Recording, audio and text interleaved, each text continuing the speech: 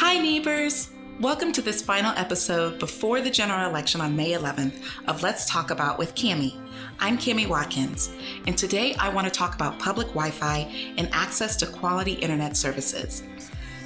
Access to public Wi-Fi is one of my priority issues as a direct result of what has happened to too many Omahans during the pandemic. Back in the spring of 2020, when much of our community moved to remote learning and working, we learned that a significant portion of our community does not have internet access at home.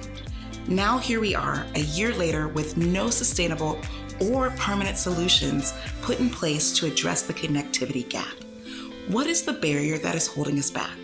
It should not be the cost, because in 2020, our state received $298 million to directly aid in expanding broadband internet to Nebraskans who need it. The cost to accomplish this east of 42nd Street would be approximately $1.2 million. If elected, I will make it a priority to get the available money for internet access used to build a permanent solution. Now, what is holding Omaha back? In a word, redlining. By definition, redlining is when communities refuse to invest in a neighborhood because someone deemed that investment to be a poor financial risk.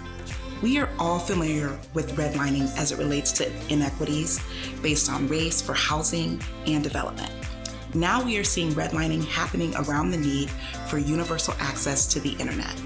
In 2021, internet access is a necessity for everyone and has been for a few years now.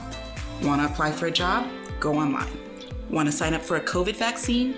Go online. Want to find out when the bus is coming? Go online.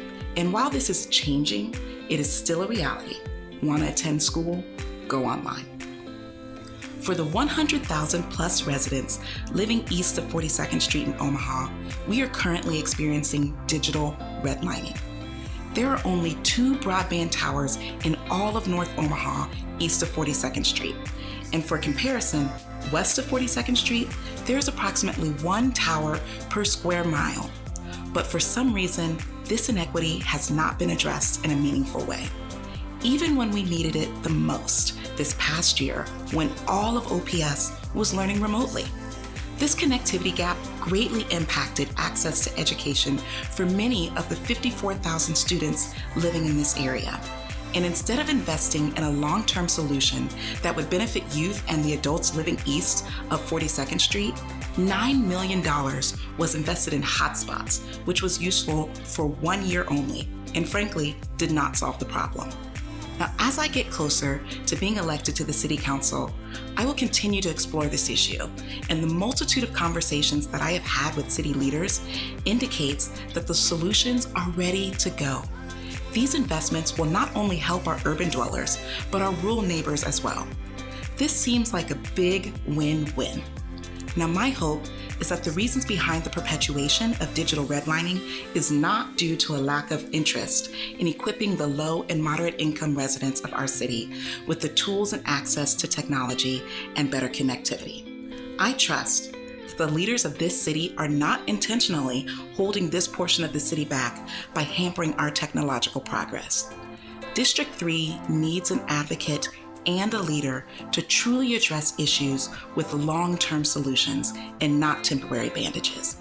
I will provide that leadership for the residents of Omaha in District 3.